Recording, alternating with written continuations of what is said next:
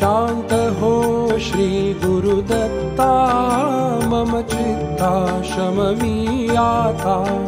तू केवळ माता जनिता सर्वथा, तू हित करता।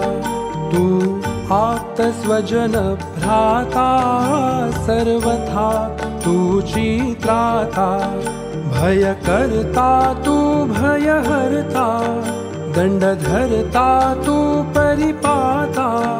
तुझ वाचुनी न तुझी वार्ता, तू आर्ता आश्रय दत्ता। मम चित्ता शमवी आता। शांत हो श्री गुरु